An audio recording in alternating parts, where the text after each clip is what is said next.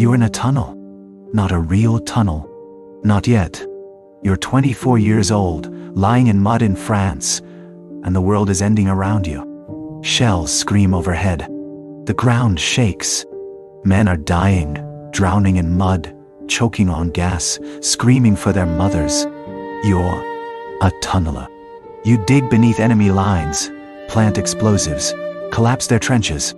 You spend your days underground, in the dark, in spaces so tight you can't stand, can't turn around, can't breathe. The earth presses in from all sides. The air is thick with clay and cordite and the smell of death. And you're down there with the rats and the corpses and the certainty that the tunnel will collapse and you'll be buried alive. You dig anyway, because that's what soldiers do. You survive. You're in the tunnel when it happens. You and your sapper team, good Birmingham boys, most of them dead now, are setting charges beneath a German position. The ground shifts. Timbers crack. Out, someone screams. Get out! You run, crawling through the dark, hands scraping stone, lungs burning. The tunnel collapses behind you. The sound is like the earth screaming. You make it out. Barely. 3 of your men don't. You can hear them. Trapped, buried alive, screaming your name. Tommy, Tommy, help us. You try to dig them out. You claw the earth with your bare hands until they bleed. But it's no use. The screaming gets quieter, then stops. And you stand there, covered in mud and blood, listening to the silence. You'll hear that screaming for the rest of your life. You come home in 1918. Birmingham, T. Small Heath. The same dirty streets you left 4 years ago. Except you're not the same. You left as Tommy Shelby, a bookie's son with quick hands and a sharp smile. You came back as something else. Hollow, hard, haunted. Your family doesn't recognize you. Your Aunt Polly looks at you like you're a ghost. Welcome home, Thomas, she says carefully. You nod. You don't smile. You don't know how anymore. You have brothers who came back too. Arthur Tortois, your older brother. He was always wild. But now, he's broken. Drinks too much. Fights too much. Wakes up screaming. John Tortois, younger, angrier. He came home to a wife and kids he barely knows. He's drowning in responsibility and rage. And you? You came home to nothing. No wife, no children, no future. Just the tunnels, still there. Every time you close your eyes, you can't sleep. Every night you lie in bed and stare at the ceiling. When you close your eyes, you're back in France, back in the mud, back in the dark.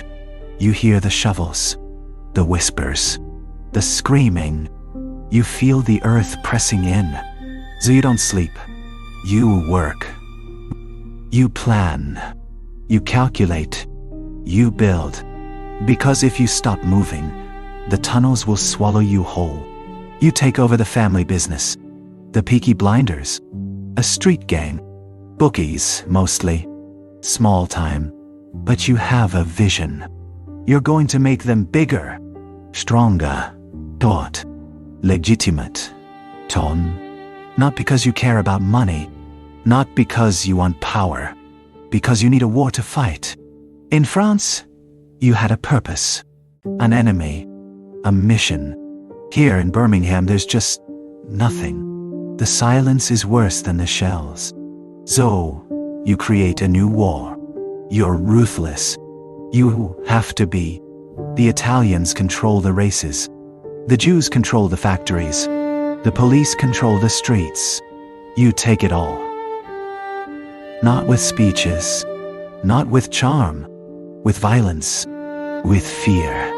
With razor blades sewn into your cap. You cut your way through Birmingham's underworld like you're still in the tunnels, digging towards something you can't name. Your family follows you. Because you're Tommy. Because you came back. Because someone has to lead. But they don't understand what you're building. You're not building an empire. You're building a distraction. You meet Grace Burgess. She's a barmaid at the Garrison. Irish. Beautiful. Too refined for Small Heath. You know immediately she doesn't belong. You should stay away. You should see the warning signs. But you don't. Because when she looks at you, she doesn't see the ghost. She sees the man you used to be. And for the first time since France, you feel eyeing something. You fall in love with her. You don't mean to. You don't want to. Love is weakness. Love is a vulnerability you can't afford. But she slips past your defenses. She makes you laugh. She makes you hope. She makes you think, maybe I can be more than this. More than the tunnels. More than the violence. Maybe I can be whole again. Then you find out she's a spy, working for the police, sent to infiltrate your organization, to destroy you. Everything she said was a lie. Every touch, every smile. You should kill her. That's what Tommy Shelby would do. But you don't. Because you love her. And love makes you weak. So you let her go. And part of you dies with her. You marry someone else. Lizzie, your secretary. A former prostitute who's been in love with you for years. You don't love her. Not the way you loved Grace. But you're tired. Tired of being alone. Tired of the cold. So you marry her. You have children with her. You give her everything, except the one thing she wants. Few, dawn, because you're not there. You're never there. You're in the tunnels. Always in the tunnels. Grace comes back. Years later. After you've built your empire. After you've clawed your way into legitimate society. She says she loves you. That she always did. That the spying was a job, but the love was real. You want to believe her. You need to believe her. So you leave Lizzie. You marry Grace. You try to build a life. And for a brief moment you think, maybe this is it. Maybe I can finally stop running. Then she's shot. In your house. At a party. A stray bullet meant for you. She dies in your arms. Blood soaking through her dress. Her eyes going dim. Tommy, she whispers. Don't let. She doesn't finish. And you're 24 again in France, listening to men scream your name as they die. Helpless. Useless. Alone. You stop feeling after that. Not sadness. Not anger. Not anything. You just become a machine. You expand the business. You make deals with politicians, gangsters, fascists. You don't care who they are. You don't care what they want. As long as it keeps you moving. As long as it keeps you from the tunnels. Your family starts to break. Arthur is drinking himself to death. Trying to kill himself. Failing. John is murdered. Shot by the Italians. Bled out on a country road. Polly is arrested. Tortured. Broken. And you? You keep making deals. Keep sacrificing pieces of your soul for power you don't want. For the family, you tell them. But they don't believe you anymore. Because they see what you've become. You're not their brother. You're not their nephew. You're a ghost. A shell. A man who died in France and just forgot to stop walking. You try to kill yourself. More than once. You stand on bridges. You hold guns to your head. You swallow pills. But you never finish. Not because you're afraid to die. Because you're afraid that dying won't stop the tunnels. What if the darkness follows you? What if the screaming never ends? So you stay. You endure. You keep walking through the mud. You meet Oswald Mosley, a fascist, a politician, a man who wants to use you for your connections. your influence, your capacity for violence. You should refuse. You should see him for what he is. But you're so tired. Zomnum, Paitisti. Shiu, Lea Ondaho Tan, Sigigonene, Behudfu, Ishen, Exesho. And he offers you something no one else can. A purpose, a mission, a war. Zo, you say yes. You tell yourself it's strategy, that you're infiltrating, that you'll betray him when the time is right. But part of you knows the truth. You don't care. You just need something to do, somewhere to dig, anything to keep you out of the tunnels. Your son asks you once, "Dad, why are you always sad?" You're sitting in your office, papers everywhere, whiskey in hand. You look at him, this small boy who carries your name, your blood. You want to tell him, "I'm not sad. I'm empty. There's a difference." You want to tell him, "I died in France. This is just my body walking around."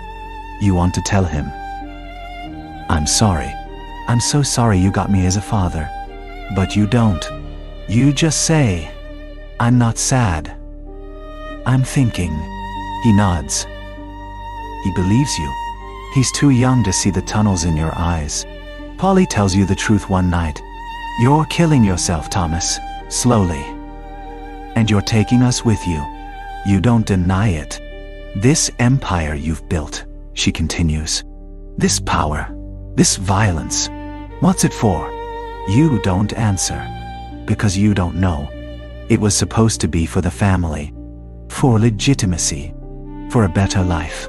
But all it's brought is death. John died. Grace. Danny. Freddie D. Chudan. All the people you've loved. Gone. And you're still here. Still digging. Still running. You need to stop, Polly says. You need to let go. You nod. Like you understand. But you won't stop. I can't stop. Because stopping means facing the silence. And the silence is full of screaming. You're 40 years old. You have money. Power. Ding dao. Ding. Influence. You're a member of parliament. You have mansions. Cars. Race horses. You're everything you dreamed of becoming when you were a poor kid in Small Heath. And you've never been more miserable. You stand in your office one night. Alone. Always alone. You look out the window at Birmingham, the city you conquered, and you realize you've spent 20 years running from the tunnels, building empires, making deals, fighting wars, all to escape the darkness. But the darkness was never in France.